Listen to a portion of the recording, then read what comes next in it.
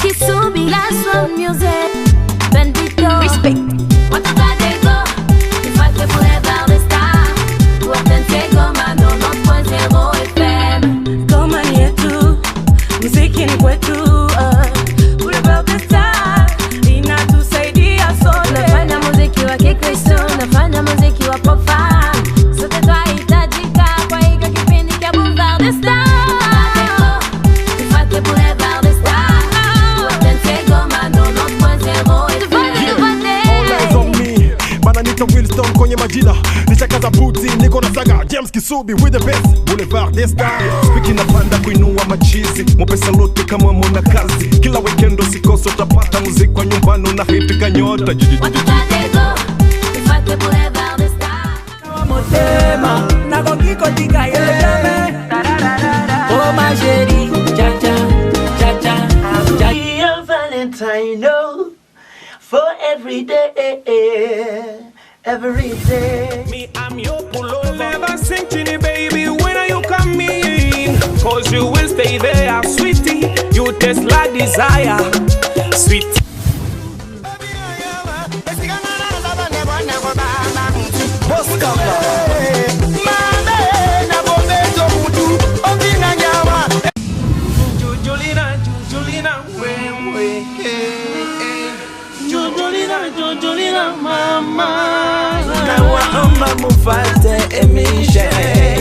Messieurs, mesdames, bonsoir. Nous voici ce soir devant vous pour présenter cette émission Boulevard des Stars. Une émission de la radio-télévision nationale congolaise mettant du Nord Kivu. Présentée par votre villageois venu des Itébéro qui se Bilombo James. Mais nous avons Emmanuel Balolebwami qui est à la caméra. La réalisation est toujours de cette même personne qui est en train de réaliser cette émission. Je suis ravi de vous savoir parce que nous avons reçu pas mal de messages concernant l'émission de la fois dernière. Merci avec vos remarques. Espérons que nous allons apporter quelques changements toujours pour l'évolution de cette bonne émission aimée par la population de Goma. Ce soir, nous allons recevoir un artiste, un écrivain. Il est tout. Lui-même va se présenter devant vous. C'est avec lui que nous allons discuter de son avenir, d'où est-ce qu'il est venu, comment il est en train dans cette aventure, parce qu'il chante, il écrit, et puis c'est un historien aussi. C'est avec lui qu'on aura tout le temps de parler de la communauté Lega, parce que c'est la personne qui a même parlé de l'origine des mots Lega. Et aujourd'hui, nous aurons le temps de lui poser toutes ces questions. Il a aussi une école, là où il est en train d'apprendre aux Lega, d'apprendre bien leur langue. Ce n'est pas seulement les Lega, même les non-Lega peuvent aussi apprendre cette langue, les Kirega. Mzee karibu. Asante. Mzee, unaweza tueleza jina ni nani? Jina langu ni Bungulu Masudi Damien. Ni mwananchi. Nalizalika mu territoire ya Pangi 1953. Mu collectivité ya Babene mu village ya Kakola ndio mwetu. Ndio. Mtoto wa nani? Mtoto wa Mukulumania na Angelani Mpala. Bwana Bungulu Damien, ulizaliwa donc ile mwingine ndio kampeni ndio wanaita kampeni au bien Kakola. Kakola. Okay. Alors Bwana Bungulu Damien, ulisomea wapi masomo yako ya primaire ama ya kipi? Nalisomea première na deuxième primaire mwetu mwa Kakola. Troisième, il fallait déjà faire 20 km à cette époque-là. Nikaenda Sabiazu. Nikasoma troisième na quatrième. Cinquième, cinquième nikaifanya Kindu. Sixième nikaenda kuifanya Pangi. Ku EP Kabimbi ya Pangi. Ndio nipata premier certificat. Nilipata certificat nyuma sana, c'était en 69. Parce qu'on a fait 2 années en brousse pendant la rébellion mouleliste. Hakukuwa kama masomo, il fallait reprendre les années. Ilikuwa saa corona leo hii. Ndio. Mais ya corona au moins 2 années en brousse bila kuona soleil. Mumbala. Mumbala pendant 2 ans. Na pendant les 2 ans, quand ulipata expérience ya maisha. Sana, ça m'aide jusqu'à présent. Nikayua kutega mitego, nikayua kuloa samaki, nikayua kulima shamba, nikayua kuua nyama ya makila, nikayua vitu mingi sana. Alors, ça m'aide jusqu'à présent pour endurer ma Vous avez eu votre diplôme, certificat d'école primaire. Et après ça, ukaacha masomo Hapana. Après nikaenda Kindu, mais seo nikakiwa malizia Kalima, au Institut Mibake, en 1972. Après, nikarudi à Kindu parce qu'à Mibake, il n'y avait que le CO. Et chez Batuti à Kouatene, on ne pouvait pas nous admettre au collège à Kalima. Il fallait kwenda Kindu. Kufika Kindu, nikaingia mon troisième année Kindu, au Institut de Kindu, Atene. Mais kukakuwa ma complication kidogo, nikaama, nikaenda umalizia diplôme d'état en 1976 au Institut de Basoko leo. Ilikuwa kile wakati IPBAS. Ile wakati ilikuwa ni pale Kindu. Pale Kindu. C'est Institut de Basoko. Institut de Basoko. À l'époque de Somenki, il aurait inavuma. Somenki pale iko la femme à succès kabisa. Alors après 6e année des humanités, j'ai travaillé, j'avais fait la section pédagogique. Nikabakia pale mwalimu ku institut nani Lufungula kule kuba méthodiste. Après 2 ans ya kazi nikaenda ku université ya Lubumbashi. C'était en 79. Je suis allé suivre la faculté des lettres au département des langues et littérature française, option linguistique. Nikamaliza comme linguiste, sociolinguiste, psycholinguiste, ethnolinguiste même. Nikamaliza en 1984. Et de 1984, nikatoka kule nikakuya Kindu. J'avais été enseignant à l'Institut de Kindu. Après, nikakuwa préfet des études à l'Institut de Basoko. Pas que nipatiaka diplôme. Nikakuwa préfet pale siku mingi sana pendant presque 10 ans. Mais avec l'avènement de Vita, AFDEL, surtout RCD, tukakimbia Kindu, nikaenda Kigali. Et là, je suis allé enseigner au lycée de Lumière à Kigali. Et nikatoka pale nikaenda kuwa préfet des études kule Rwanda, au petit séminaire de Rwesero. C'est là que j'ai fait 3 ans comme préfet des études. Na ndio pale nikakuta mainstrument ya muziki ilikuwa mingi sana, ça m'a même aidé kwa kuweza kuproduire certaines œuvres yenye niko nayo. J'avais même chanté, j'avais fait chanter le Rwandais, le Kilega. Wow. Oui. Mais on n'est pas oublié que Banyalda mingi na walikuwa kusomenki, donc mais quand même quelques personnes walikuwa na Kilega. Ata bale walikuwa banatoka mbali kule Byumba huko frontière ya Uganda wako hata na notion. Okay. Mais depuis lors nikuya hapa. Je suis comme directeur général à l'Institut supérieur du lac de Goma. Nous avons ma option counseling, psychologie clinique, santé mentale, nous avons parlé comme chef de maçon. Hapa Goma, adresse wapi? Hapa Goma niko Majengo. Majengo niko masomo niko. Alors, nafurahi sana kupokea kwa leo parce que mimi nilikuwa nakusikilia kwa mbali. Na kwa vitu mingi ushafanya, eji tulikuwa nasikiaka, tulikuwa tunajiuliza ni Mkongomani, ni mzungu ama ni nini? Question ya kwanza ndakuuliza. Ndiyo. Ile documentaire ou bien ile lecture unifanyaka juu ya origine ya Mulega. Unaweza leo kutuambia ile kabila ilitokeaka wapi? Basi wamingi wanatuambiaka Mulega alitokeaka Uganda. Mwingine anakuambia no Mulega alitokeaka Zaire. Mwingine anakuambia no Mulega alitoka fasi fulani. Leo unaweza tuambia kama Mulega alitokea. Na wengine wasimata kama alitokea ma Centrafrique. Lazima kiwewe ulipata wakati mingi ya kujua kwa Mulega alitokea. Wewe leo unaweza tueleza kweli wapi Mulega alitokea? Merci. Iko en partie vrai. Moi sema tutokaka Uganda, iko na raison parce que tuipitaka Uganda. Tuipitaka Centrafrique. Tuipitaka même Beni. Na tuipitaka Kisangani. Mwenye anasema ile wote me banasema tu me abayo sasa mwanzo kwetu tutokeaka. Mulega réellement alizalika Egypte. Egypte ndio tulizalika.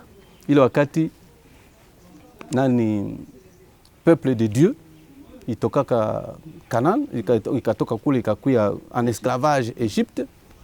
Mule mukatoka soma ile nani histoire ya Abraham. Abraham ezalaka Isaac, Isaac akazala Jacob, Jacob akazala batoto mingi pale avec ce qu'on appelle les 12 tribus d'Israël. Mule mulikuwa mtoto mwa baindika Juda. Mwile origine ya Juda mulikuwa bafisi moya, kulikuwa Shela mwile jamaa. Sa Isaac nani Joseph banamutuma comme esclave, banamukamata comme esclave kule Egypte. Wakati yomwa banduku yake bakaenda kule, bakaenda kumuvumbua kama iko kule. Akabambia sema baba iko wapi? Banasema baba iko mzima. Akasema mukuye na baba. Jacob sana kuya hakukuyaka ye peke. Alisemaka sitaacha banduku yangu kunjaa. Akaendaka na plus à peu près 70 familles, père de famille. Mwile famille mulikuwa mtu mwa Shela. Ule Shela akazala mtoto wake moya, njo mwenye alikuwa babakuu wake wa Leka. Ule Shela alizala mtoto, mule mtoto wake akaoana na mtu mwa mweusi nani Seya. Na njo akazala Leka. Na ukasoma 1 Chronique verset 1 Chronique 4 verset 21 kushuka pale, utaona jina Leka iko mwile Biblia pale. Njo kwetu itokaka. Sasa sa evenement ya Moïse anaanza kupenda kurudisha Baisraelien kwabo. Deja famille ya nani ya Baisraelien ya ba Juif kulikuwa ndani ba Meti. Beba jekana ba Noir. Kulikuwa ba Blanc na ba Noir. Ile famille ya Leka ilikuwa parmi section nyiko ya ba Noir. Bakakatala kwenda na Moïse pamoja. Bakasema shie malgré tuko bandugu lakini shie kulere yetu haitupermettre tukua naye na baba tu. Tukua kwa segregation tuko ndani. Bo bakabakia. Bale bakavuka mtoni. Mkuvuka ile armée ya Pharaon ikaenda pata défaite mumai. Beba irudiaka kwa ile armée. Bakaona kama aba batu balikuwa banaandamana na balikuwa wanapendana na bale Baisraelien. Bakasikia menacé, bakatoka bakakimbia sasa nani Egypte, bakaenda banaingia mu Afrika sasa. Na bakaenda mpaka kufika Nigérian. C'était vers le 7e siècle libefika Nigérian. Kufika kule Nigérian kukakutana ile mavita ya Baarabu ikaanza kule. Ikabakimbiza. Bakarudia bakakishuka mu Centrafrique. Bakashuka mu Uganda. Na muli Uganda balikuwa surtout mu Kirika, territoire ya Kirika, province ya Kirika. Njoko tulikuwa mule Uganda. Tulifaa siku mingi mule Uganda. Mais tukatoka mule, tukashuka na tukafika Kisangani. Beba asema tufika Uganda, ila la raison. Na tukashukia Kisangani. Na ile Kisangani tufika mule Kisangani, c'était le 25 janvier 1333. Ndio tulifika Kisangani. Na mwenye kwa nani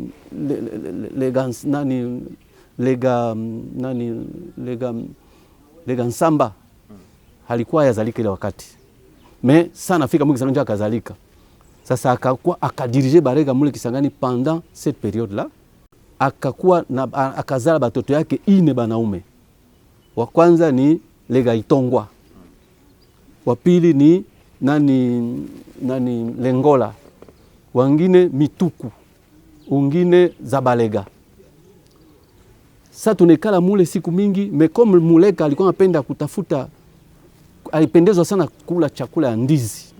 Il fallait trouver quelque part kwenye atapata ndizi. Alors le long ya fleuve kuko ile forêt, inaita forêt galerie. Ndio tukapanda na ile fleuve, neve tukakia kuingia mu Ulindi.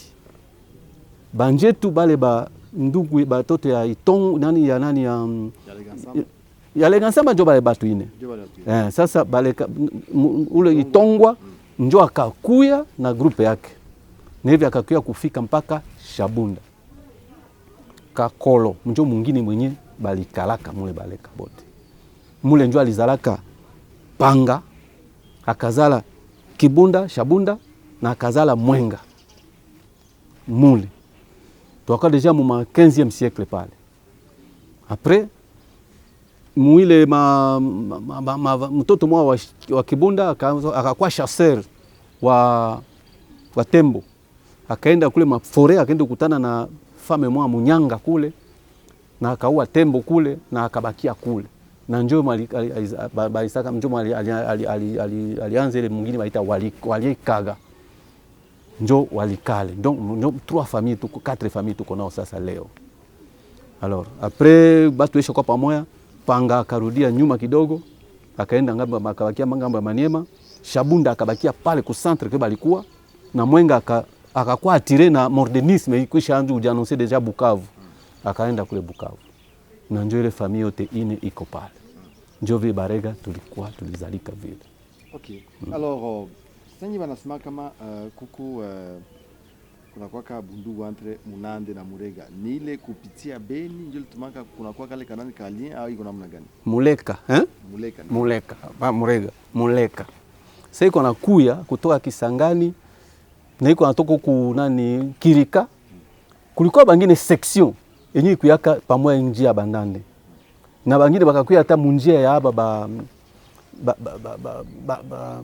Basinga. Basinga iko haba Banyarwanda yenye bekwa mwi familia Ruchuru. Balikuyaka mwile groupe. Bamwa bakabakia pa na leo hii. Basinga biko Rwanda. J'ai réussi à rencontrer des personnes qui sont des Basinga, ils reconnaissent que biko ba frère ya Baleka. Ils sont là-bas. Ukaenda pa Rwanda mu territoire gani ama district? Mu district ya nani ya pembeni hapa kuko ma centre nani hapa? Kibeo. Hapana Kibeo. Unaona Kibuye. Mule mukibuye bale Basinga biko tele sana. Mule mukibuye. OK. Alors, quelle est la particularité entre ya Baleka na ingine manani ma communauté, parce que banasema toujours que Muleka c'est un juif na ile ingine ma communauté sasa wale Basinga barani, est-ce que na balitoka ko ba juif ou bien na balitoka mafazi bale baitoka ingine fasi balikuwa mule mu Egypte mulikuwa ma communauté mingi juu bikwa nani ile civilisation égyptienne ilikuwa ba noir mbele zamani kwa njo tezi ya nani ya ba pharaon bekwa ba noir, njo tezi ya nani ya Cheikh Amedukan Cheikh Anta Diop. Cheikh Anta Diop ndio aliandika kitabu moja ile antériorité de culture nègre.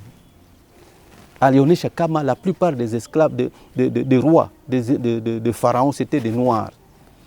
Sasa kuko wakati mwa ile sa clivage na pitika nani ile cycle nani révolution pitika Egypte, sa wakati nani huyu Jules César sa kia kulunguza ile nani fila nani ile nani bibliothèque yenye kwa pale Egypte, ba blanc bakaanza kuvamia ba noir, ndio wamige ba noir bakaanza kukimbia, abapendi kuwa esclave kwa watu wenye bo bekwa barua, ndio bakaanza kukimbia bakatoka mule, na ndio wale Basinga bakakuya, Banande bakakuya, na kuko ma village mwa Banande po unasikia sasa banasema ni village ya Baleka hii mwenyanzo nani territoire ya Banande ayoko ma village kupita nani Beni pale kufasi kwenye Baleka na Banande balikuwa bana cohabiter, na ukafika pe masaa ni Muleka ni village ya Baleka hii. Alors particularité ya Muleka sasa ni kusema nini? Yeye sur le plan culturel Muleka alibakia na ile mutanga yenye kwa kilikuwa save Bible yenye ko non écrite. Donc culture yake yote iko basée sur le mutanga. Na akakuwa na ingine système yake ile akagarder. Donc ile mutanga ndafuta kwa ça les 12 commandements yenye mnani Moïse aletea barani ba Israeli. Le code ya moral na juridique na juridique. Okay. Ile mutanga. Yenye ukafanya faute ba kuretrouver mule mutanga na ba kupatia comment kuishi. Sasa mule mutanga muko par exemple bana kupatia symbole ya nani ya mutumbu. Ça signifie mwana bwato wabuba zabuka kuluga. Ni kusema kama unazala mtoto yafaa umuchonge bien sa mtumbu. Juu ukamchonga vizuri ule mtoto atakupermettre uvuke mtoni. Mais ukamchonga vibaya atakuangusha mumai na unakufa. Donc voilà pourquoi Baleka wapasha kuwa na ile sens ya kueduquer mtoto parce que iko mwana bwato. Après le code kuko ile Baleka biko ile ingine système ya kusema ile bali garder originalité ya ile circoncision ya ba égyptien. Ils ont gardé ça de façon originale. Dans d'autres tribus il y a la circoncision, mais chez nous c'est beaucoup plus structuré et c'est beaucoup plus radicalisé. Kisha banakuya kutia le système ingine baipate les universités abo Bwami. Le Bwami de Mulega à tout Kosama ne sont pas des politiciens. Les Bwami de Bangal ne sont pas des politiciens. Ce sont les gens qui gardent la coutume. Ils n'ont pas voulu se mêler de la politique. Bon bah qui a tout garder coutume abo normalement. Je les originalité particularité yetu na bengine babami bengine ba entouré. Alors Jo, originalité, on a gardé culture et nous comme il faut. Comme il faut. Y compris, on a quoi ça va, on a regardé tous les mois les cultures n'a pas juif. En tout cas. Donc il y a une différence entre culture n'a pas juif et n'a pas les quoi. Pourquoi ça m'a adaptation tout, mais la plupart du temps, tu as dit ressourcer comme culture juive. Ok. Alors, je pense que maintenant, ce qui a voté, d'où est venu les Mouleka. Et je vous laisse alors le temps de découvrir d'abord Kakidogo tout. Fatana Kitabu l'indicaka, il y a Mouleka. Suivez d'abord cet extrait, il y a Origine, il y a Mouleka. Et par après, nous allons rentrer dans ces studios pour continuer avec notre invité de ce soir. Suivez. Origine de Mulega, Nkotanda Muninga. Merci de la parole. Mesdames, mesdemoiselles, messieurs, je vous prie de me prêter une oreille attentive. C'est après l'exposé que vous aurez l'occasion de soulever quelques questions. Plusieurs réflexions ont été consacrées au Balega. Le manuel le plus récent date de 2010, sous la plume de Massoudi Malumba Timothée, docteur en sociologie judiciaire. Cet ouvrage est intitulé « La communauté Lega, est-elle satanique ou élue par Dieu ?» Ce livre est une véritable révolution qui vient de bouleverser les esprits tout en comblant les lacunes sur l'origine et les valeurs culturelles des Balega. Comme les Balega n'ont pas la culture de la lecture, Bungulu Massoudi Damien, dont la présentation venait d'être brossée par le modérateur, voudrait vous en faire le condensé de ce manuel. Parlant de l'origine des Balega, d'après les écrits rabbiniques juifs, Lega ou Leka est le fils de Er. Er lui-même est le fils de Shelah. Ce dernier est le fils de Juda. Tout le monde sait que Juda était l'un des 12 fils de Jacob, fils d'Isaac, fils des promesses d'Abraham, qui est reconnu comme le patriarche de l'histoire du salut. Ici, il ne faut pas confondre deux Er. Il y avait deux individus nommés Er dans la Sainte Bible. Le premier Er est le fils aîné de Juda. La Bible confirme que celui-ci était mort en Israël pour avoir couché par mégarde avec la veuve laissée par son petit frère. Une telle abomination était punie de mort dans l'Ancien Testament. Il y a eu un deuxième Er qui est le fils de Shelah, celui-ci qui est le père biologique de Leka. Ce mot, Leka, avait plusieurs orthographes, mais c'est prononcé Leka en arménien, en hébreu, en grec et même en égyptien. Ces informations sont tirées d'un livre de renommée internationale intitulé The World Museum, livre publié à Johannesburg en 1998, de la page 320 à 498. L'arbre généalogique qu'on venait d'établir sur Jacob et qu'on appellera plus tard Israël est tiré de la Sainte Bible, 1 Chronique, chapitre 4, verset 21. Le nom Leka est l'équivalent de l'hébreu Adama. Et c'est M. Rabbi Eslar qui a écrit le Talmud 12 qui l'a confirmé dans le livre précité, livre publié aux États-Unis, à Michigan, en 1918, depuis la page 800 à 830. C'est dans le code biblique du judaïsme réformé. Le mot hébreu Adama, de l'arabe Washien, signifie celui qui est tiré de la poussière. Autrement dit, c'est le terrestre, le terrien. Cette appellation coïncide avec l'hypothèse émise par la plupart des gens qui se sont intéressés à la généalogie Lega. C'est le cas notamment de Mwami Ganogano.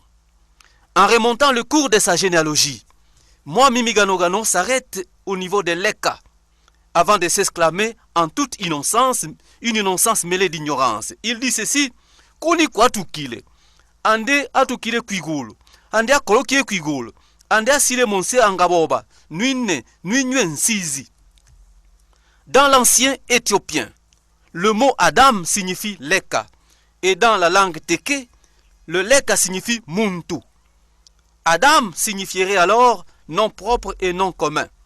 Leka ou Adam renvoie à l'ancêtre commun du peuple portant ce nom.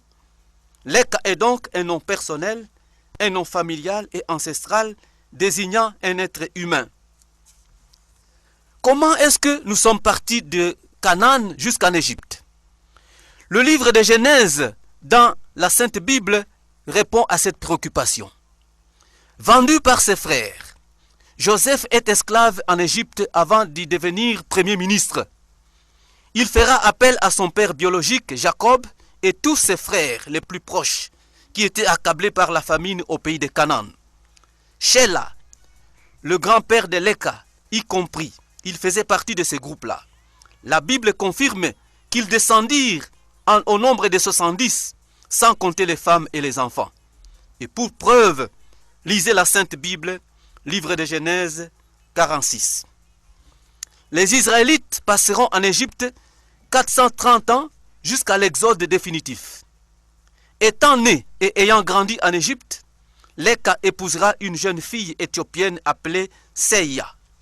Le mot Seya en éthiopien signifie, même aujourd'hui, noirâtre en français. Cheusi en Kiswahili, Kiabusiku ou Muntowina en Kilega. Madame Leka, qui s'appelait Seya en Égypte, elle était nègre. Elle était noire de même race et de même couleur que plusieurs autres noirs qui se trouvaient en Asie en ce moment-là. La Sainte Bible nous révèle que c'est Noé qui avait donné naissance à 3 enfants qui sont à l'origine de différentes races sur terre. Il y avait Sem, qui est le père de la race jaune et qui sont en Asie. Il y avait aussi Japhet, le père de la race blanche qu'on trouve en Europe. Et Cam, qui est le père de la race noire qu'on trouve en Afrique. C'est pour cela qu'il y avait beaucoup de noirs en Égypte et en Israël. On peut entre autres citer Agar. C'est la servante noire de l'ethnie Tutsi d'Abraham. C'est avec cette servante Tutsi qu'Abraham engendra Ismaël avant la naissance d'Isaac par l'entremise de Sarah. Et c'est Ismaël qui est l'ancêtre des 12 tribus arabes. Il y avait aussi Sipora, la femme légitime de Moïse. Elle était une noire madianite d'origine africaine. On trouvait aussi le nick de la reine d'Éthiopie, baptisé par le diacre missionnaire Philippe. Il y avait aussi Niger, l'un des dirigeants de l'église missionnaire d'Antioche qui venait de l'empire Nigalia. Citons aussi Gaspard, l'un des 3 mages d'Orient reconnu par la tradition comme ayant été à Bethléem pour saluer Jésus-Christ qui venait de naître. Il y avait entre autres Balthazar, Melchior et Gaspard. Et c'est particulièrement Gaspard qui donna de l'or au bébé Christ. Il était noir, ce Gaspard-là. Grâce à cet or, Joseph, Marie et Jésus passeront 2 ans et demi en exil en Égypte sans manquer de rien. L'Afrique noire doit espérer une récompense pour avoir non seulement servi d'asile à la famille sainte, mais aussi d'avoir financé leur séjour en Égypte. La présence de plusieurs Noirs en Égypte en ce temps-là confirme la thèse soutenue par le savant Cheikh Anta Diop. Cette thèse est intitulée « Antériorité des cultures nègres, mythe ou réalité ».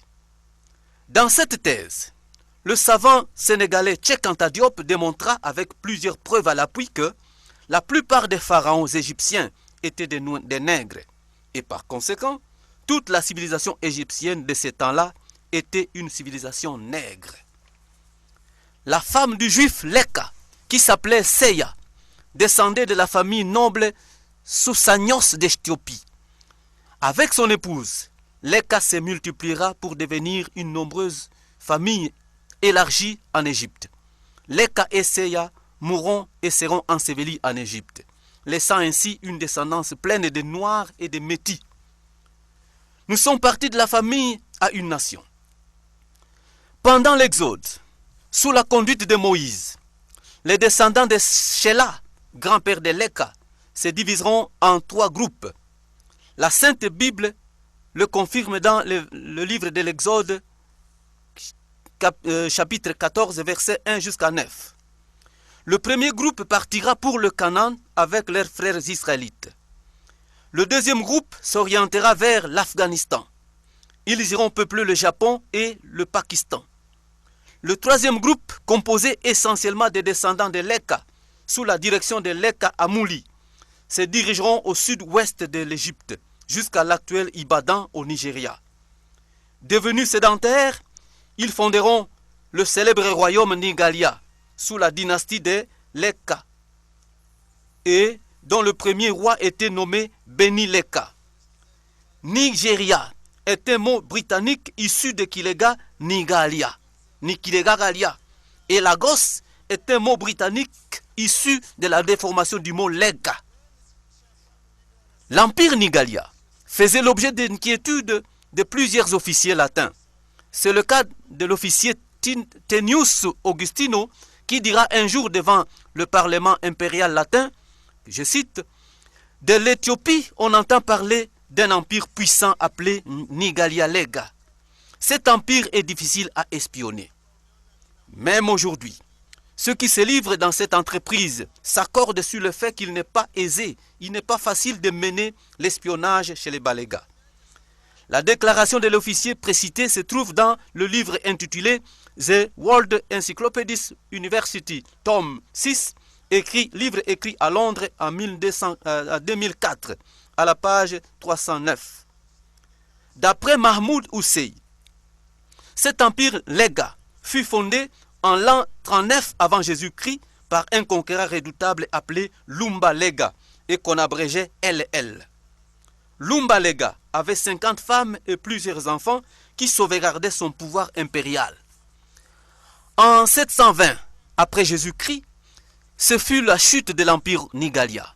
Cette chute était occasionnée par les résistances farouches de l'empereur Lumba Lega 38 face aux jihadars, qu'on appelait ici les guerres saintes islamiques. Après sa mort, un groupe de 6000 hommes de famille s'émigrera du Nigeria jusqu'en Ouganda via la République centrafricaine.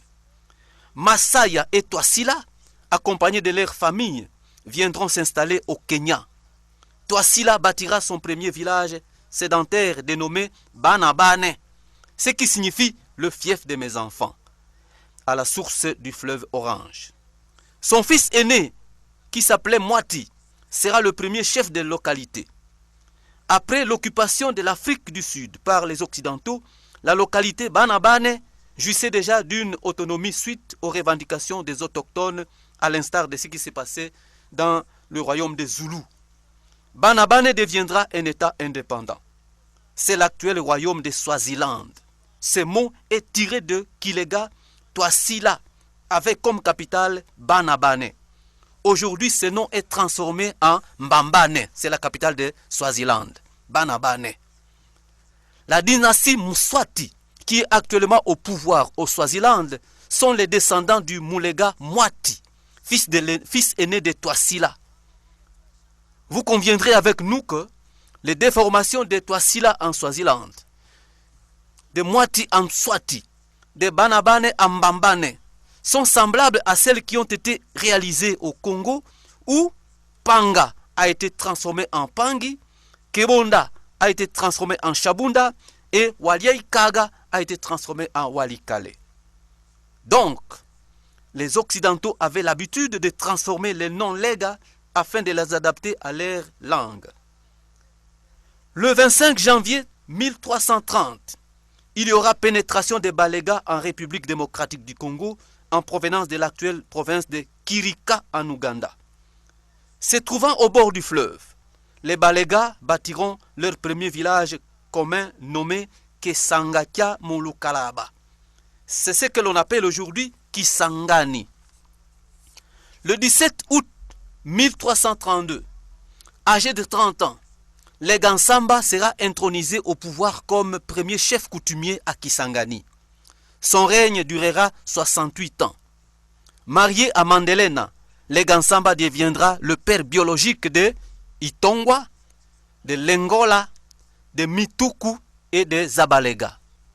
Vous constaterez aussi que Madeleine, épouse de Lega Nsamba, a un nom de résonance juive.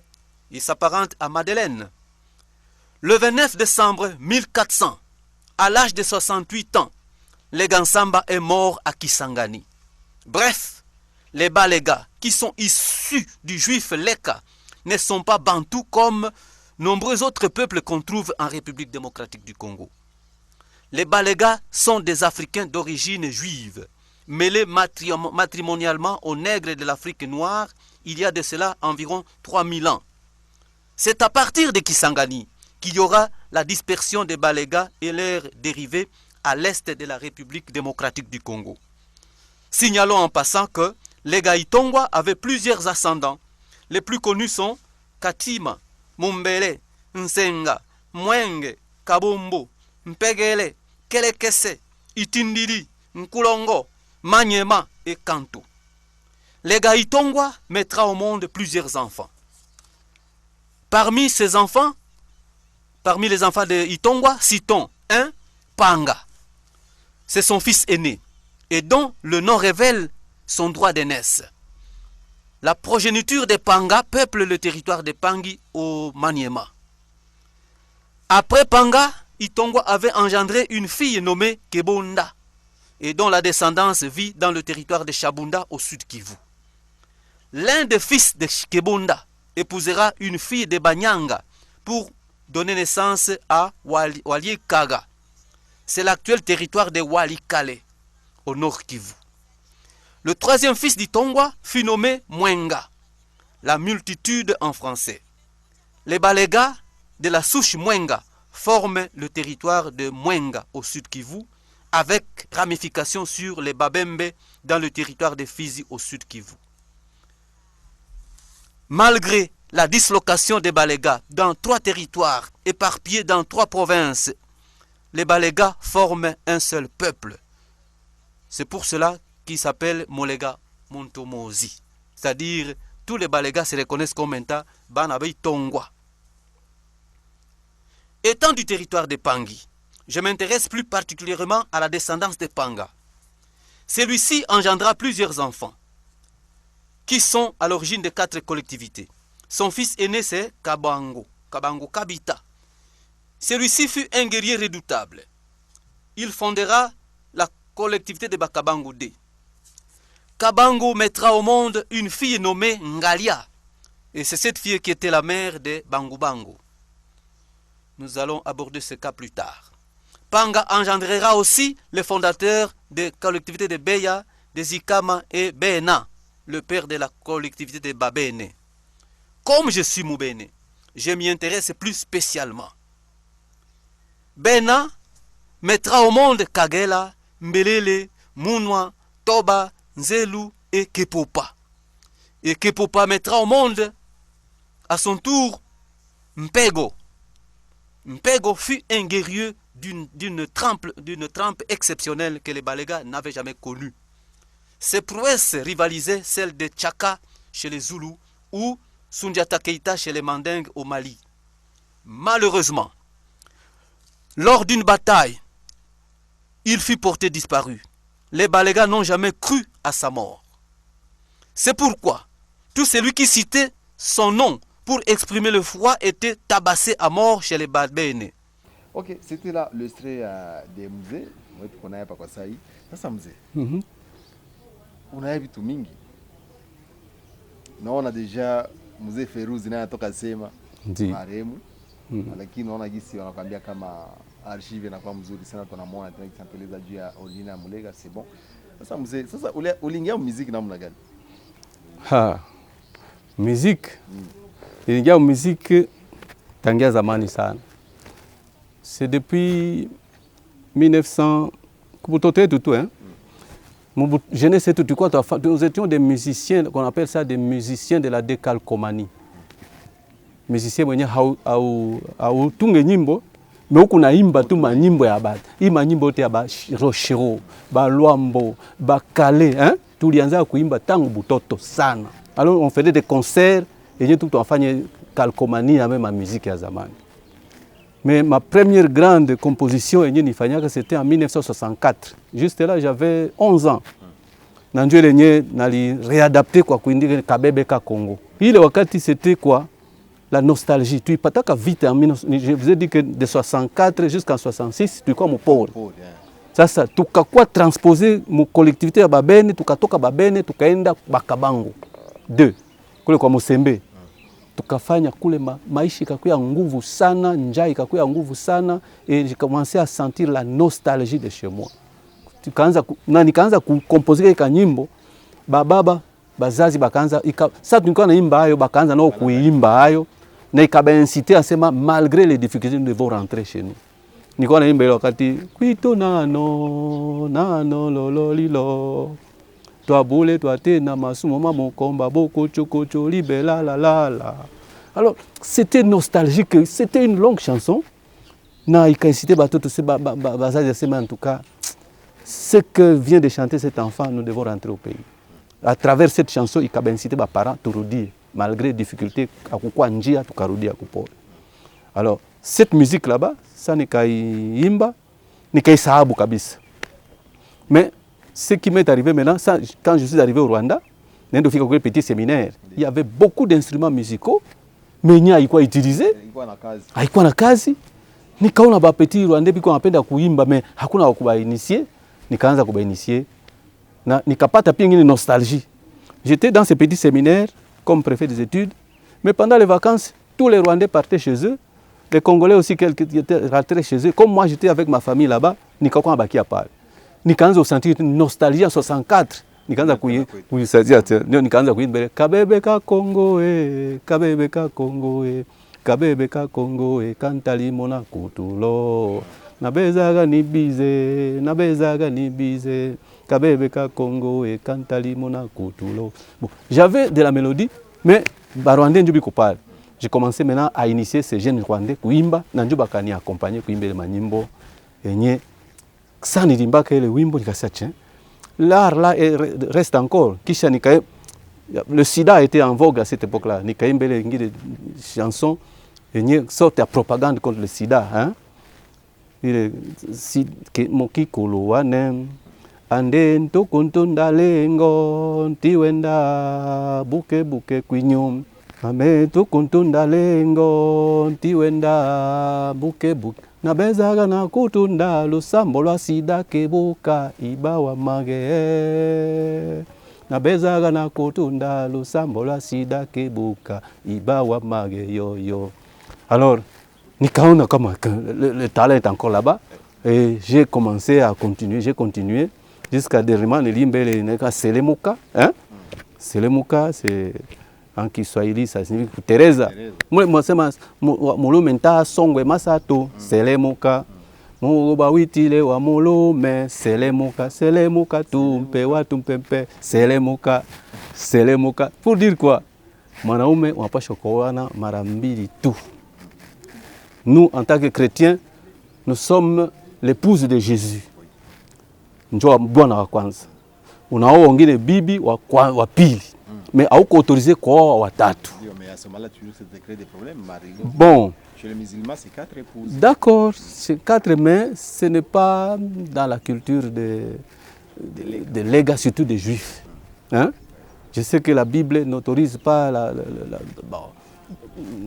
la polygamie et n'interdit pas la polygamie, mais on sait que quand on est chrétien convaincu, on n'a pas choqué bibi wa bwana moja ou bwana wa bibi moja tu. Ça c'était la première signification religieuse. Même sur le plan social aussi, il n'est pas facile de gérer 2 femmes.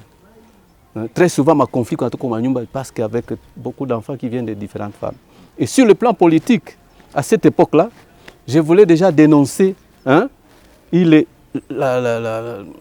glissement qui était en train de se préparer. Non-élection, le Selemuka, que Katumbi avait même parlé de 3e pénalty, non. Alors nous disons aussi, Selemuka, 3e pénalty, non. Mais comme j'avais peur de me de dire ça crûment devant le régime en place, de s'attirer beaucoup d'animosité, Nikafanya ce qu'on appelle en littérature la propagande, la contrebande littéraire. Nika fouiller tout par Nasa selemuka, mais c'était ça. Ah. Ok, ningelipenda tufate nyimbo moja. Ndi. Tunaanzia kwanza ile kwa Popori. Ya Kabebe. Kabebe. Congo. Congo. Tu vois cette chanson chantée par notre invité de ce soir. Ni mtu mwanake, huu ni bibliothèque. Tunapenda mtu bakina archive parce que watu mingi biko naenda hapa. Mnaona papa Feruzi wanatoka mfuata sai. Ndio alikuwa bibliothèque. Yang bataka ile idea kumfilmer. Mnikosa ile message ya papa Feruzi marehemu. Mais lakini wanatoka kumwona ndani ya émission de Boulevard des Stars. Suivez d'abord cette chanson et puis nous allons revenir après dans ce studio.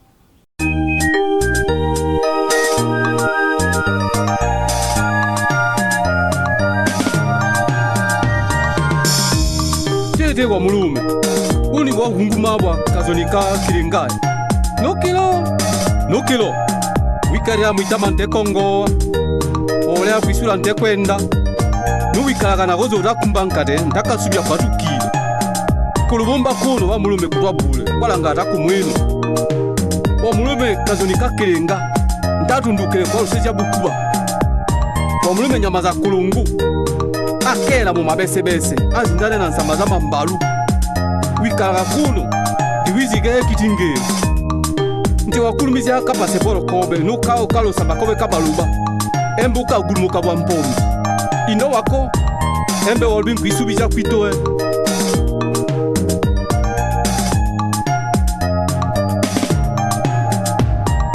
Wito nano lololilo Babule doate na masumo mababi boko choko choli belalala Wito nano lololilo Babule doate na masumo mababi boko choko choli belalala Ukidondwa na kasinaka kwatu kile Kongo zinyo zisegeje na kegunu kya mulwende wakilemelela kya kusekina mikila mumenyo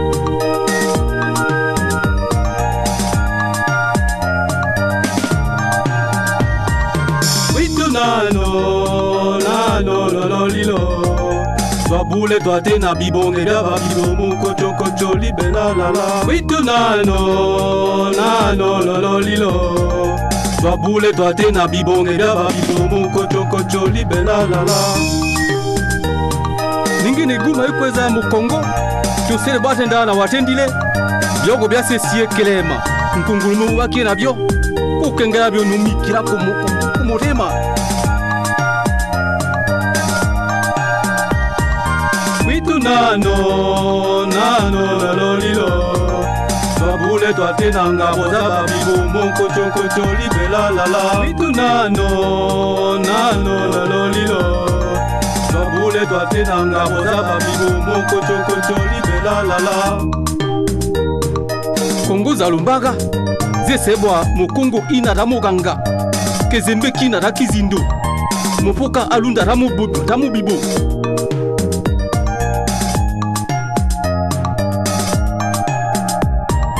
Witu nano lololilo Babule doate na rokete za babibo Okocho kocho libelalala Witu nano lololilo Babule doate na rokete za babibo Okocho kocho libelalala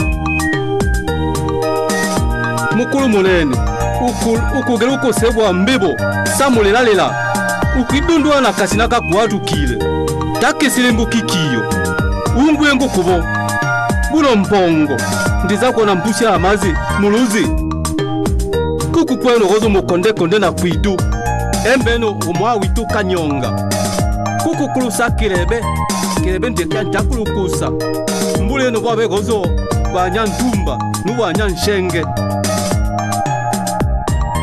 Witu nano lololilo Babule doate na masumo mababibo mokocho kocho libelalala Witu nano lololilo Babule doate na masumo mababibo mokocho kocho libelalala Muzambo wa Kongo Kugeje na muzambo wa omenye baluba Bulia mbwa mutonge Weza amu mabese ntese munsamba za mambalu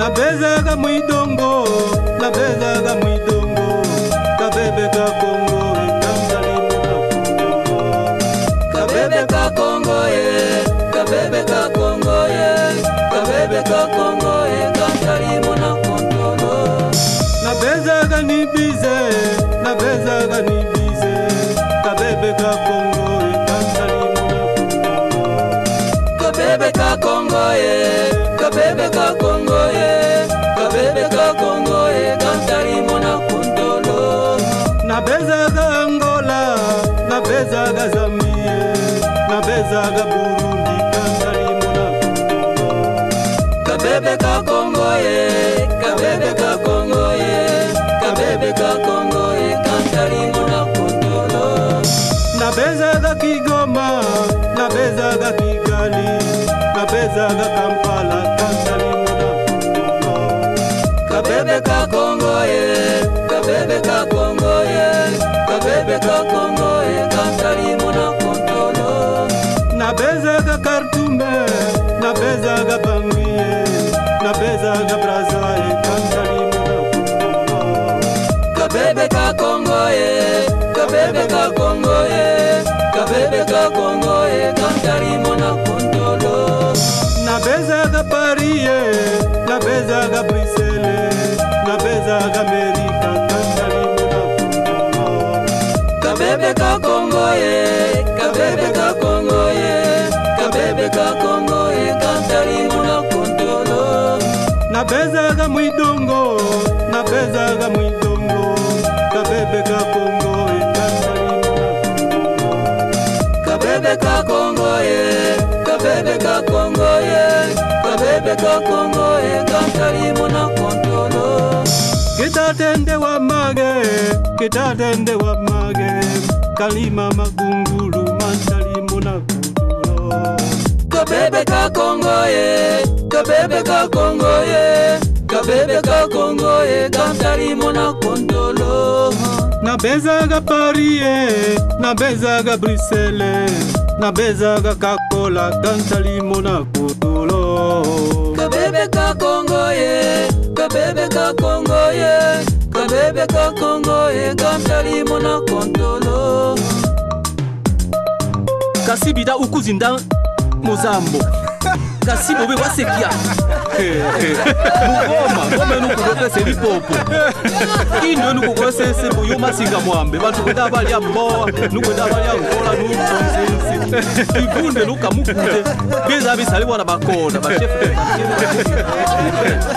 beno ko ma seba pano solaire matembe made basala kwisoko basali bwana ba gouverneur bakona yuma bise kwa bya mukadele bya ngeruka bise misoke mbumba kwa samu byuma numbu koko numbu kwa samu kamweza akabulembu bibonge bya kwita abantu keza bisabona bya kubunda tonda bye bya kubye bulilo kasi bungulu bwa bumenyo bungulu bwa kese da bumenyo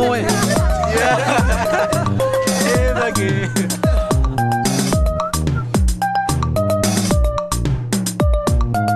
kabebe ka Kongo kabebe ka Kongo kabebe ka Kongo kanzali muna kontolo bana bidega mwajuza lukumbi kabuluka kuloze nukabuluka kumusebasa mbele kiziba kemozi tukokeka kesobo bidambo bisengwa bilwakera mu bida bisengwa byazika byenda muloze ukabikengera kalengo enukwana kiaga kyakantenge teke mu lubanda ukabikengera kalengo enunda buzoko mabwe ndiye mbeko za bayisanga so lukumbi numombo tukumina subu là c'est la danse de Warega.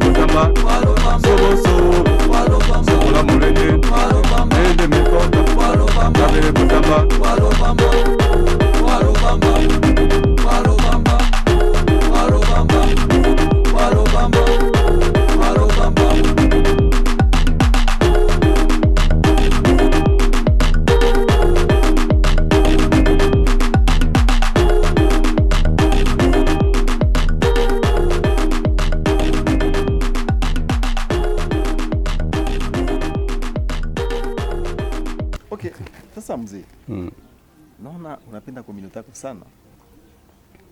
Ndi, en tout cas, moi je suis le fils de la communauté. Mais banafako bakizo kitu moya. Ndi. Apparemment nyie baleka amusaidianaki. C'est dit à quoi? Dire que tusaidianake c'est trop fort, hein? Juu chez tulisaidiwa. Je me rappelle moi quand j'étais à l'université de Lubumbashi, hein? À l'Unilu. Nilisaidiwa na Barega, na Baleka. Benyewe kwa ile wakati na franga kule. Majina ile wakati ngine kumbuka kidogo. Oui. Naweza kumbuka jina sa vile papa Tenge Tenge. Hein? Kulikuwa nani Musamba, mwekwa president wa Baleka yote ya shabu ya pangi ile wakati ya nani ya Ploso General Musamba kiana na bana. Kulikuwa Tolibake, hein?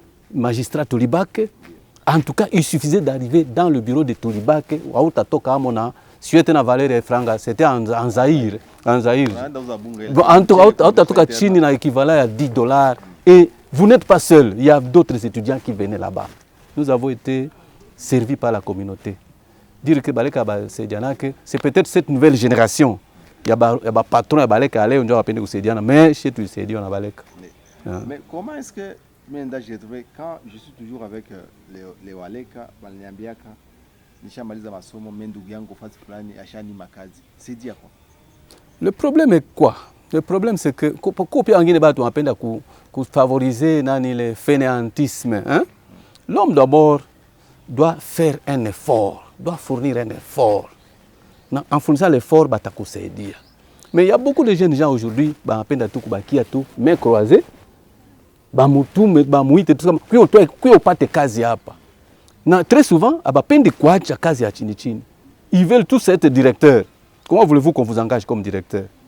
Ou quoi pas kuetense ukasema mie si j'étais jeune na kuya sema na kuya ku ata balayeur hapa na fagia. Mais en balayant, votre chef va découvrir que ce monsieur n'est pas seulement balayeur mais il a fait les études. Il peut me tirer quelque part mais il faut d'abord s'humilier avant quoi rehausser na batu. Hein. OK. Mais je connais quelqu'un alikuwa candidat. Alikuwa favori. Toutes les autres communautés avaient voté pour lui. Mais moi, il faut que je me dise que utasema kama nile nao ni kusema que ni kitu mbaya ou bien ni juu iko faible. Allez me casser comment? C'était passé par les élections. Et c'est par après qu'il avait appris son frère lui avait dit non kama aukupita ni mimi ndio sikuvotaka. En tout cas, je doute fort. Je doute fort. Même si quelqu'un vous a fait du mal, quel est le courage qui peut lui permettre de venir vous dire que si tu n'es pas passé, c'est moi, à cause de moi. En tout cas, à moins que ce soit un Satan. Il avait dit ça. Au plus que ma première au privé. Tu n'étais pas encore prêt à les postes. Il a trouvé qu'il était encore immature. En tout cas, c'est peut-être, mais je doute fort. Alors, quel est le message que vous lancez maintenant à ces gens-là qui disent que les Walega ne s'aiment pas? Les Balégas, dire qu'ils ne s'aiment pas, c'est trop fort. Hein? Les Balégas s'aiment. Mais parfois, il y a les gens qui ne savent pas comment le Moulega aime. Le Moulega aime, mais il voudrait d'abord que vous puissiez fournir un effort personnel. On vous aime, mais c'est ça que nani basemaka ku adage mwana semaka mwana wane ntundili na moine bwana. Hein? Pendant la circoncision, hein? Baba quand quoi parler, tu pleures, il ne viendra pas te sauver. Ça, moi j'avais été circoncis, toi aussi tu dois endurer des souffrances. Mais je vais te sauver quand tu vas sortir de là. Mais bangi m'appelle toi angali parler, Dieu va me servir. Il faut d'abord faire un effort ou sauter, Dieu va te servir. Ah. Quelqu'un m'a dit aussi en tout cas, mais ça, votre nani, c'est uniquement pour les Warega ou bien les non-Rega peuvent aussi y aller? Les Balégas, ça fait partie, c'est une particularité des Balégas. En tout cas, pour être dans la circoncision des Balégas, il faut être Moulega. Ou alors, il faut être fils de l'une de nos sœurs, sachant bien que votre père n'avait pas doté. Dans ce cas-là, vous êtes adoptif. Vous êtes adopté. Ah. Si une fois, on a qu'à Kogombola. Bon. On a Kogombola après Anaweza kukombola, mais quand tu as déjà 30 ans, unaenda tu physiquement, mais culturellement vous êtes muleka. Unabakia muleka tu. D'ailleurs, tu dois répandre kileka kule kote enda. Alors, quels sont les avantages ya kuwa muleka? Avantage ya kuwa muleka? Avantage iko mingi sana. Vraiment, je suis heureux d'être né muleka et je remercie le Seigneur parce que muleka iko tribu moya yenye iko na makalite morale moya yenye ukakuta muleka iko anafanya bitu yenye astahili. C'est un muleka entre guillemets. Mais muleka tu ali suivre alingala kubaraza ana suivre le motanga, hein? Ana réciter quelques récitals ya motanga. Anafika kubwale, anafika kufanya bwami, kumkuti kwa femme ma bêtise, ce n'est pas facile. Na ndio maana la plupart des balega qui ont travaillé avec les blancs, avec Mobutu, avec Kabila, muleka en tout cas toujours mon régime mais propre. Ils préfèrent rester pauvres mais propres. Et ça c'est une qualité exceptionnelle, je dirais même particulière au baleka. Ngine matribu quand on empatia tu kazi, première chose anatafuta kuiba mbio. Mais muleka préfère d'abord imprégné na kitu, il est trop prudent comme un serpent. C'est ça l'avantage, mais il y a des avantages ça. Des avantages ya kukua muleka, kutokuwa muleka. Hapa. Non. Maskini haiko ndio. Ce qu'on appelle maskini, maskini ça veut dire quoi? Maskini ni yule mtu mwenye hajiwezi, hana kitu. Mais muleka haikake maskini. Anayo kwanza valeur ya richesse, hein? La richesse ça sert à quoi? On peut couper que sommité, mais banza couper au 12e étage, banza couper mon premier étage. Ça n'a pas de sens. Muleka dès il trouve quelque chose, pas aller à monter, il préfère partager avec les frères. Na hata haiko maskini sana na hawezi kuwa sama mtajiri zaidi kushinda wengine. Mais iko quelque part. C'est vrai. Partager avec les frères, c'est la nourriture seulement, mais frères ça na mashida zake ile zanani. Vous êtes seulement avec une seule chose. Unaenda kwa murega donc utakula. Mais ingine avimone. Moi je vous assure que il est cool à tout. C'est un problème sérieux au maïcha. Quand nous étions à Lubumbashi, il y avait des balega, des étudiants balega qui étaient à Kinshasa à cette époque-là. Je reconnais plusieurs, une vingtaine même. Mais Banasema, ils arrivaient chez Kabongelo, qui était le secrétaire permanent du MPR à cette époque-là. Hein? Kabongelo ne vous donnait rien. Mais il savait bien que quand tu peux utakula, utarudia, même hata kupatia franga. Mais à partir de ça, utatafuta kazi, utapata mingi yapata kazi mule biko Kinshasa, mimi watoka kwa Kabongelo. Mais hatona kosa cha kusema à midi je dois rentrer chez Kabongelo, il y aura à manger. Et c'est déjà une grande garantie ville. Trouver à manger, ce n'est pas facile. Mais d'autres tribus, ils ont moyen, ils ne peuvent pas vous donner à manger. Or, c'est une grande richesse mtu kupatia chakula. Naza njoo kitu ya kwanza essentiel maisha, kula na kunywa. Mtu anapatia kula na kunywa. Le reste inakuwa factice. Bada sabaka pala kusema ulipatia samaki au monde unanifundisha kulopola. C'est ça. Il vous loge chez lui, ça tafuta kazi. Mais si vous manquez à manger, venez ici le soir, vous ne manquerez pas à manger. Utasema ule mtu yuko mubaya. Non. C'est une grande richesse. Unasema pa juu ya bwami. Culture ya barega. Ndi. Pour wengine watu wewe bashinda kamata ile bwami wanatiliza mafaso nyingine. Bon. Tupia seole kama ni mwami ya kilonda, kama mwami ya nini vitu vile. C'est dire quoi? C'est inatoka mkilitira kirenga wewe baliiga fasi nyingine. Kutupa sema donc bwami anakuambia nyama fulani opashe kula il faut kupelekea ile mwami anapashe kula. Kisha anakuambia mwingine anakuloga anapiga mulonge, anakuambia ni ile bwami tu. Anakupiga kama kitu gani anakuambia ni ile bwami. C'est ni modele ya mupya ube baliiga fasi nyingine. Ile banasema juu ya bami benye biko banatia bolozi. C'est pas bolozi. Le mwami c'est qui? Mwami ko garder wa coutume. Na mu coutume rega kuko certaines bêtes, hein? Et niko spécialement consommées par les autorités, les bami. Donc une bête nya wezi kukula we peke. Iko bête ya union.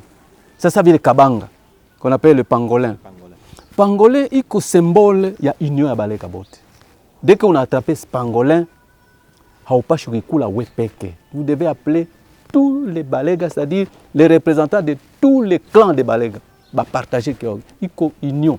Muleka alikamata ile nyama comme son animal totem parce que il est maika ya pangolin. Ndio ilionyesha Mulega namna ya kuweza kubambeka nyumba, kutia magungu juu ya nyumba. En s'inspirant de ça, ndio bakasema nyama tuwapashe kuigarder, haipashe kuwawa, haipashe kuwindwa. Mais ukayua par mégarde, haupashe kuikula wewe peke. Bon, wewe ukafanya ça vile, on a violé la loi.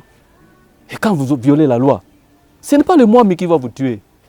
Les sorciers qui voient comment vous avez violé la loi, hein? Ndio batakuya kupunir à la place ya mwami. Le mwami, il suffit qu'il pleure, il regarde comme ça, les sorciers van agir, on a acculé moi, on a dû en prendre comme mwami. Donc ce n'est pas le mwami qui ensorcelle. Maintenant actuellement, il y a d'autres aussi qui commencent à galvauder ce sens-là de mwami. Ben kamata mu cadre politique. Atenda kuwa candidat nani député, il se fait mwami. Mais on a comme mwami yake les ambitions sont plus politiques que culturelles. Bale bankuwa bale, kila mtu veut se nommer mwami, mais sur le plan mental, sur le plan comportement, hakuna rien de mwami dedans. Il y a quoi toute ma conséquence là, c'est un modernisme. Donc aujourd'hui avec un peu d'argent, on a cité tabami, ba kufanya mwami, na on appelle mais haiko ndio sens ya mwami. Mwami hawezi kuua mtu. Mais ukamkosea mwami, il a ses gardes de corps. Et ces gardes de corps, il n'y a que recruter. Ce sont ces sorciers là qui l'entourent. Ukamtendea mwami mubaya, mina mkubwa wako na mukole kunani? Kumanguo. C'est interdit kubaleka. Et quand vous le faites devant les sorciers, on en profite pour agresser. Vous savez, vous exposer au danger. Hein? Il ne fallait pas violer la loi. Donc, le problème c'est que Qatar au lieu de condamner moi mulozi. Mais tous ces gestes sont interprétés par les balozi. Alors, qu'est-ce que vous dites maintenant kwa ma confession religieuse yenye na kuya leo nasema ke kuona bwali kubarega ni zambi. Est-ce que ni zambi? Na leo tunakiona kama mingine zingine zenye yandafika tena ndani ya mazenono pale ni mwingine wa Kristo pale kushakufika sheferi hakuna gisi ifike. Aone kama culture yenu kwenda napotea ofira mzuri. Ndio malheur ya ile acculturation to kwa mwayo. Acculturation. Normalement boale haiko incompatible na kanisa. Au contraire, il est nani boale, il est mutanga. Ce sont des complémentarités à Biblia. Ukaitia pamoja unaongoka bien. Mais leo sasa ba mingi banakuwa ce sont les pasteurs de la diaspora, hein? Benye abajue valeur ya bwami, abajue valeur ya nani ya culture lega. Ndio banaanza kugalvauder, kunani diminuer sens, diluer même signification ya bwami, ya nani ya culture lega. Murega, la plupart des prêtres que nous avons connus, c'était des enfants de bami. Hein? Les Bilembo, c'est des enfants de Mwami. Les Tarize et Simbo, ce sont des enfants de Bami. Banani Musenge, ce sont des enfants de Bami. Ukabakuta kanisa bana koma sana na banaendea vizuri sana. Mais il y a des choses qui sont incompatibles. Il y a certaines religions qui sont incompatibles na kileka. Nous sommes dans la forêt. Nous n'avons pas d'élevage. Ou fike comme musulmans, au kanisa fulani nasema musikule nyama ya poli nyai kuchinjiwa. Bon. Toi comment voulez-vous mintendo chinja ngom nani mboko? Ntachinja tembo je? Ntachinja mukombe je? Hein? Bon, si on a qu'un dini mule, unajirani wewe peke impopulaire, na bali ndio banza kuna wasema baleka bapende au Kristo bitukani. Mais même les nani Biblia, la Bible, il y a la culture juive dedans. Il y a beaucoup d'éléments juifs qui viennent se greffer sur ce que Dieu a dit. Alors, kanisa n'a pas chipé à installer mon communauté, na ina kamata les valeurs positives de la communauté, inaingiza na communauté na kamata nani valeurs positives ya kanisa inaingia. Mais on rejette ce qui n'est pas nécessaire. Hein? Par exemple, Léo, on a dit je suis au fond de Boulega là-bas. Unaambia mpaka kwa mimi ukomunika mpaka ni kule mkate ya kutoka nani Rome. Ça ne sera pas possible. Pourquoi ne pas prendre la banane, le pain qu'avait consommé Jésus? C'était le pain naturel, quoi un pain fabriqué de façon c'était le pain ordinaire, comme la banane chez nous, comme le manioc. C'est ce qu'on appelait pain à cette époque-là. Chez nous, on appellerait ça banane. On appelle tout quoi importer, bitu ya kizungu tout, na ile kizungu, ça moi iko mal intériorisé, na inaleta ma désagrément pour communauté. Alors, nous avons remarqué que votre culture ya mingi tushaona. Ndiyo. Mnasikiaka haya kusimulia lugha ya kwenu barabara. Aha. Qu'est-ce qui est à la base de ça? Na mnapenda sana kuiga lugha ya kigeni nye Warega. Kwa nini hiyo? Ça c'est un constat amer. C'est un constat amer. Vraiment, je le reconnais, ce que vous dites là-bas, c'est un constat amer. Même aujourd'hui, dans mon village, hein, on préfère parler kilega inaanza kwenda napotea, iko tout dû au fait que muleka hein baleka actuel quoi abayue valeur ya langue yabo abayue valeur ya langue yabo biko sous-informé hakuna langue mzuri kushinda kilega. Je vous assure ukafanya description ya kileka unaona kama ni langue moi facile à parler, facile à manier, mais les gens préfèrent il est intrusion. Unaona kule kwetu tulikuwa mwile intrusion ni bazungu baileta les noms balega dans la communauté lega. Somenki par exemple. Il tuletea watu mingi parce que les Mulega ne comprenaient pas pourquoi Mulega travaillait pour trouver à manger. Mais umwambi kama achimbe diamant ou achimbe cassiterite qui ne consomme pas. Hein? Alikuwa anasema mais c'est quelle sorte de travail? Voilà pourquoi il était taxé de paresseux. Parce que unampatia kipimo, il préfère terminer à 10 heures et d'aller shambani. Il termine à 12 heures et d'aller angalia miteko yake. Maintenant, on a fait venir les Kasaïens, les Rwandais, les Burundais, et on les trompait même. Au lieu de quitter ici vers le Kalima, Kisangani, pour donner l'impression que vous êtes très loin de chez vous. Et quand un Burundais arrive là-bas, il croit que Baba, Kazinjo, Baba, Njo, Mama. Ou Kompatia Kipimo, il travaille lentement de 7 heures jusqu'à 17 heures. Tandis que la même tâche, Mule Kalimaiza na 10 heures. Akajendea. Unasema Muleke kwa impoli. Iko inadapté. Alors, ça bakaanza kufanya vile, bakaleta ile makabila mingi mingi na bakaanza kusema kama ukasema Kilega iko haya, iko mshenzi. Hein? On déforme même le nom. Hein? Bana kuita jina yako nani? Nsinge. Nsinge mukisule maana yake nini? Shindano. Alors, désormais tu n'es plus Nsinge, tu t'appelles Shindano. Et on est content d'être appelé Shindano. Le Pao, le Kapagu. Jina Kapagu, mais anasema Kijiko. Bon, Kopo, Kituma, Mbilika. Iko majina Kilega mais bani transformer mu Kiswahili pour seulement dénaturer les Mulega. Alors, il ndio ilikuwa afanya de sorte que Mulega aanzo sema akasema Kilega anajisentir iko humilié. Pourtant, il s'est trompé. Il y avait même des concours de danse là-bas. Les Kasaïens dansaient, les Rwandais dansaient et baleka baleka dit retrouver en retard par la culture yabo. Na ile ce sont les enfants des ex-Somenki, Kolbemen, hein? Ndio baletele Simetin, ndio baletele kusema kileke ko haya. Mais aujourd'hui, ils commencent à le regretter. Oui. Parce alors, que nos enfants bataillent namna gani sasa parce que réellement bazazi basharibisha. Est-ce que kuko ingine moyo tunasema watoto wajirattraper dans les en tout cas, ils peuvent se rattraper. Je suis conscient de ça. À cause de ma position particulière. Ni sommité, hein? Ni sommité à culture occidentale. Parce que j'ai fait les langues et littérature française jusqu'à l'université en licence. Je connais bien la culture française. Je suis Mwami. J'ai été d'abord, j'ai fait le Mutanga. J'ai été dans la culture, j'ai été chez Lutende. Et j'ai été Mwami. J'ai fait quelques échelons dans le Mwami. Hein? Je suis au niveau de Kansilembo. Je connais la culture Lega. Nous sommes à cheval entre deux cultures. Voilà pourquoi, avant de mourir, j'ai préféré que Nifanye kitu mwenye, parce que notre langue est natafuta kufa. J'ai conçu un dictionnaire. Et avant kufika un dictionnaire, kuko description ya kileka yote. Tous les accords, ton grammaire yote ya kileka comme le dictionnaire. Enye mukakuwa nayo unaweza kuipata na inakusaidia kusema kileka. Na hii livre yangu natia aspect phonétique ndani. Bana kuonyesha comment prononcer les mots. Nkoko. C'est nkoko. Hein? C'est la poule. La poule, oui. Nkoko. Hein? C'est la fraternité. Pour dire que muntu aokasa nkoko ntena nkoko nongwe. Donc ça s'écrit de la même façon mais prononciation iko inakuindike mole. Ile dictionnaire ukaipata.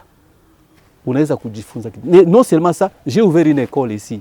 Et j'apprends aux enfants de Balega la culture lega. Na ile langue lega. Nabi wanaisema déjà hapa. Ici à Goma. Oui. Ukaenda kwa docteur Kimona. Tous ces enfants n'ont jamais été là-bas au Maniema. Oui. Mais j'ai initié ces jeunes gens na bakaanza kusema Kileka. Docteur mwingine nani Kasoga. Mtoto wake daira itoka hapa de mon école akaenda kwa Kuyandu kule kwetu. Les gens ont été surpris. Comment quelqu'un qui vient de Goma, il n'a jamais été à l'école, à l'intérieur, mais en Afrique, il s'exprimait parfois mieux que les gens qui sont au village. Donc cette école existe. Et ce n'est pas tard. Qu'il est au Kapenda tout dans 2 semaines, nous osons qu'il est bien. Alors, Nicolas Pena ni famu. Quels sont les gens qui peuvent venir? Est-ce que na mtu mwenye haiko mulega anaweza kia kujifundisha lugha ya kwenu? Ou bien il y a aussi ni watoto kidogo tout bien même les gens adultes peuvent aussi venir aussi kujifaire inscrire na kuapprendre langue. Toto bali ifana de promotion nabo, mais la promotion actuelle iko ya ba adulte. J'ai fait une promotion vespérale. Donc à partir de 17 ans ofika unakufundisha Kileka. Ni mtu wote tu mwenye anapenda kusema Kirega. Il y a beaucoup de gens benye wanapenda kujifaire passer pour les Balega. Mais à partir ya ile Kilega nyata pata pa itamsaidia. Donc l'école est ouverte à tout le monde qui voudrait parler Kilega. Puisque na shintu wasema kingine malugha. Na wewe unasemaka ingine maruga c'est bon, mais nilipenda ça mbele tumalize na wewe. Quelles sont les relations que les Mulega a avec les autres communautés? Là je parle des Bangu Bangu. Parce que souvent vous êtes vraiment des proches. Ah. On a pas de relation gagnée entre Nié na Bangu Bangu. Bangu Bangu ni ba neveu ya Baleka. Je vais vous raconter l'histoire. Bangu Bangu walitoka nikwambia kama kule hapa huko Maniema deja saba ilikuwa kwa Shabunda deja. Bakazalaka ule Panga, bakazalaka Shabunda na akazala Mwenga na Walikale. Huyu Panga, sa fille, l'une des filles de Panga qui s'appelait Ngalia. Ule fille Ngalia c'est mtoto wa mwisho. Mtoto wa kwanza mwenye avec après une série de banaume. Ndio Ngalia. La seule fille. La seule fille. Oui. Ule Ngalia alikuwa pale alikuwa fait déjà la Sainte Catherine akwa bwana. Mais saba kaendaka kusenga samaki. Mkwenda usenga samaki, ils ont rencontré quelqu'un qui était perdu mu forêt. Kumbi alikuwa mulumba. Alikuwa anapotea piste kwenye tokea, akaona moshi, akasema kuko batu pale.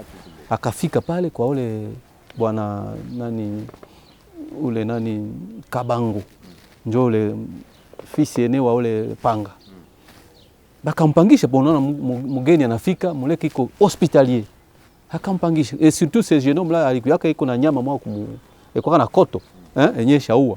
Aiwa makako. Makako. C'est bon, mtu kama makako utamkimbia. Utamkataza. Akapata akampangisha. Akafanya pale presque 1 mois. 1 mois déjà na makako yake. 1 mois?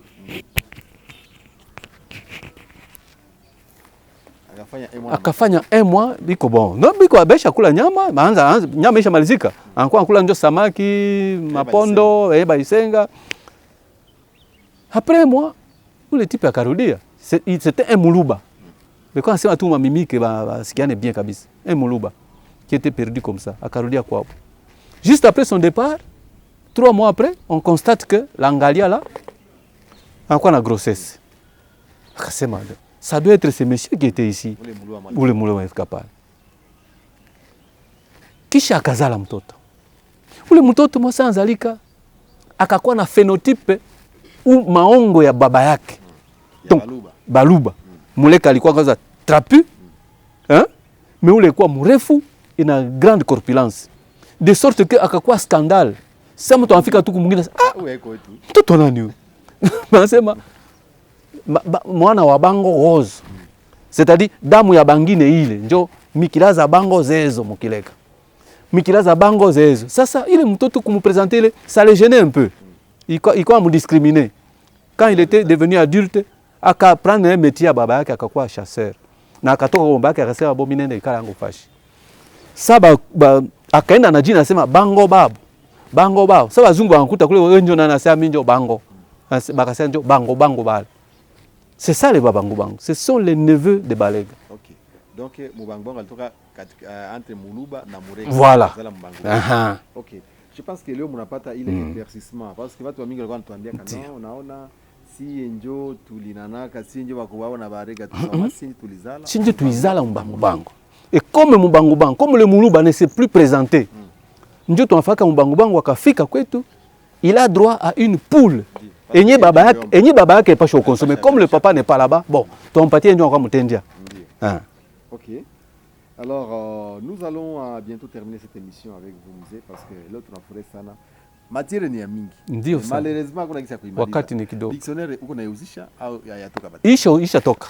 Iko. Bei ni ngapi? Bei ni $20. $20. OK. $20. Iko na plus ya iko na 250 pages. Iko na plus ya 3500 mots. OK. Et na ma expression ndani. D'accord. Pour les gens qui veulent aussi se faire inscrire na watu wanapenda wasome, ça demande quoi? Quelles sont les conditions? Condition ni kusema tu, en tout cas je le fais gratuitement. Condition tu nous dictionnaire, hein? Non nasoma masomo. OK. Alors pour les gens qui veulent maintenant acheter le dictionnaire, wanaweza contacter namna gani? Uko na Airtelman wapatie namba kwa sasa. Airtelman iko nani? Airtel 087 097 OK. 34 059 54. Nani Vodacom 081 638 25 25. D'accord. 081 638 25 25.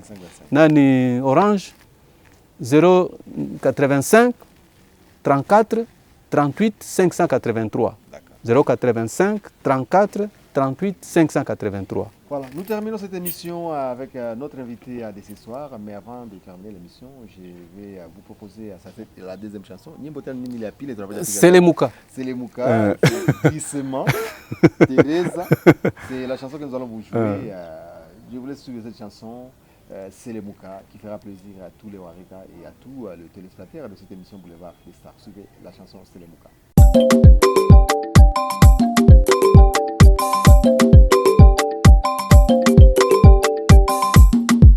Kyompoko ni mukuluku ndio nakindile ndio masatu tu Kyompoko ni mukuluku ndio nakindile ndio masatu Kyonke wakunja meja walele Kyonke wakunja meja walele Kyonke wakunja meja walele Kyonke wakunja meja walele Wamulumenta kindwe masatu Selemuka Wamulumenta kindwe masatu Selemuka Muguba witile wamulume Selemuka Selemuka tumpe watumpempe Selemuka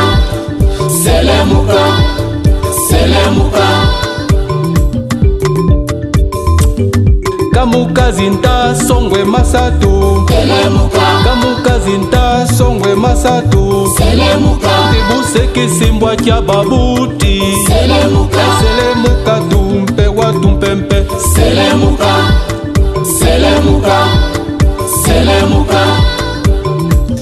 Kakoma takati me masatu Kakoma takati me masatu Kakoma ke kwenda tekazoka Selemuka tumpe watumpempe Selemuka tumpe watumpempe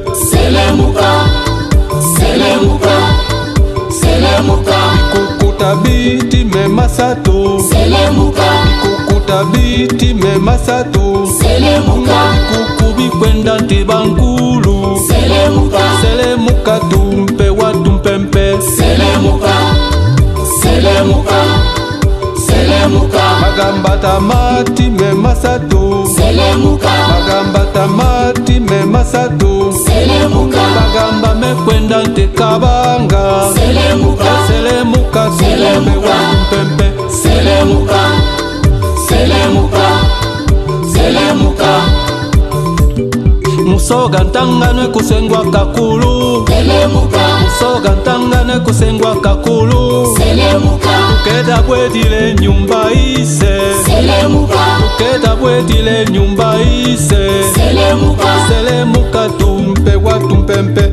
Selemuka, Selemuka, Selemuka, Selemuka.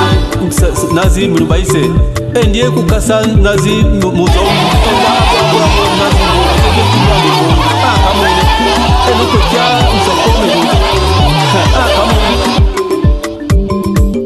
Tukungu tatwangane nato mumwino. Selemuka, Tukungu tatwangane nato mumwino. Selemuka, Tukungu tuitile Bwana Yesu.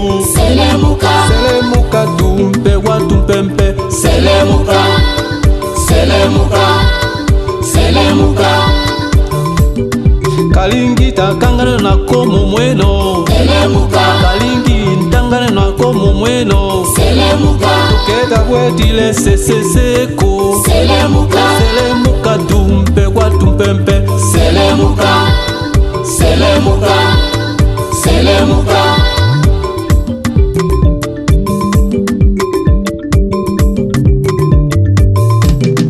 Ejija jija. Wabasa bango bamulume kuno ejija. Bakesende nuka seti ejija. Etumpiti titi tule kuno ejija. Etumpiti titi tule kuno ejija. Etumpiti titi tule kuno ejija. Ejija jija. Wabasa bango bamulume kuno ejija. Bakesende nuka seti ejija. Etumpiti titi tule kuno ejija. Etumpiti titi tule kuno ejija. Etumpiti titi tule kuno ejija.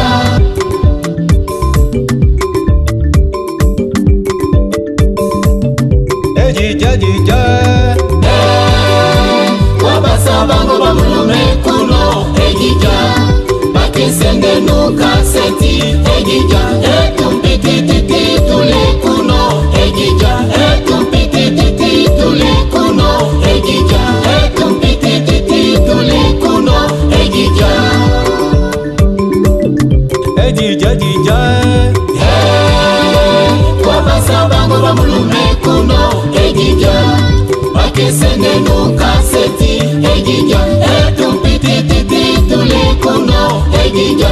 Etumpiti titi tule kuno ejija.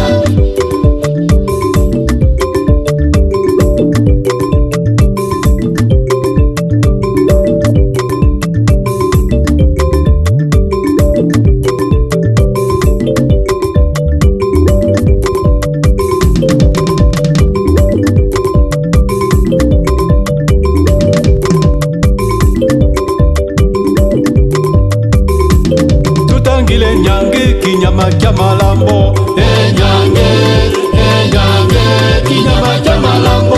Tutangile bungulu kinyama cha malambo. Enyange, enyange, kinyama cha malambo. Tutangile ngoli kinyama cha malambo. Enyange, enyange, kinyama cha malambo. Tutangile lutala kinyama cha malambo. Enyange, enyange, kinyama cha malambo. Tutangile lusamaki kinyama cha malambo. Enyange, enyange, kinyama cha malambo. Tutangile ngalia kinyama cha malambo. Enyange, enyange, kinyama cha malambo. Tutangile kandolo kinyama cha malambo. Enyange, enyange, kinyama cha malambo. Tutangile mpala kinyama cha malambo. Enyange, enyange, kinyama cha malambo. Tutangile amisi kinyama cha malambo. Enyange, enyange kinyama cha malambo. Tangile barwani kinyama cha malambo. Enyange kinyama cha malambo. Tangile ngoma ngoma kinyama cha malambo. Enyange kinyama cha malambo.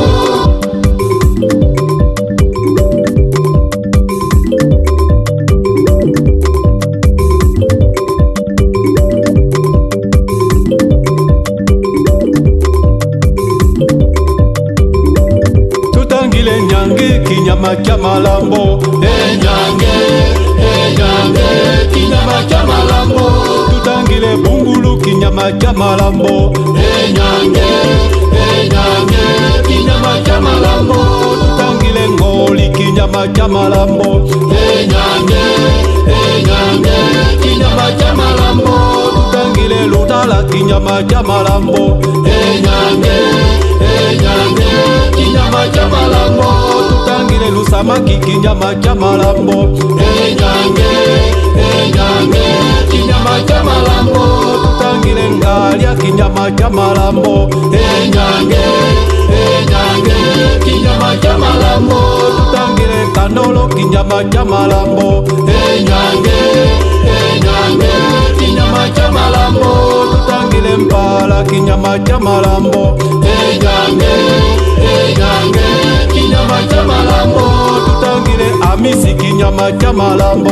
Enyange kinyama cha malambo. Tutangile barwani kinyama cha malambo. Enyange kinyama cha malambo. Tutangile ngoma ngoma kinyama cha malambo. Enyange kinyama cha malambo.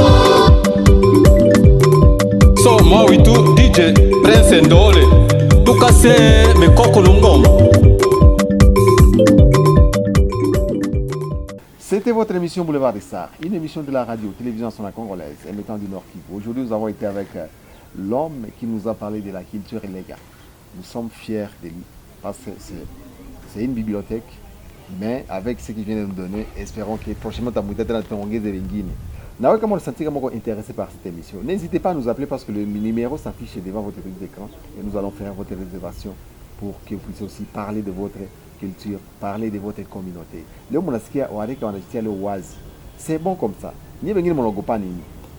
Mnaogopa television hapana. Mungu anasema wareka ni washenzi. Mais wareka leo tunaona kama walitokea wapi? Ni watoto wewe wanatokea Egypt na leo wanapatikana Mkongo. Walipita nafasi za mingi na nyuma mnasikia wareka yuko na wandugu wengi. Na mnasikia origine ya Mubangu Bangu nulle part, c'est toujours dans cette émission. Au revoir et à la prochaine. Bye. Merci. James Kisubi, la soul music, Bendito, respect. What the bad they go, if I can forever the star.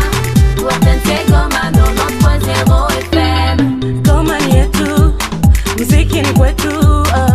Boulevard des Stars, inatusaidia sote. Nafanya muziki wa Kikristo, nafanya muziki wa profane. Sote twahitajika kwa hiki kipindi cha Boulevard des Stars.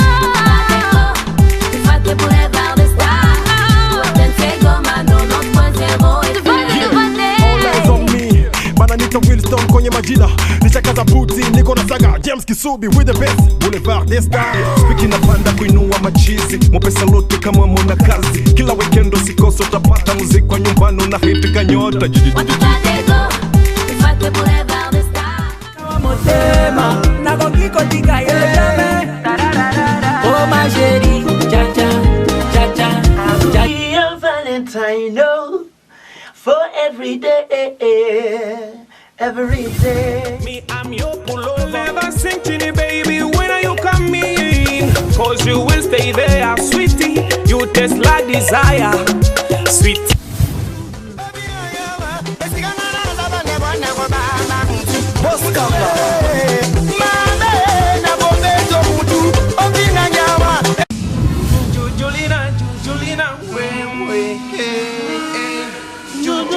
Jujulina mama, na waomba mufate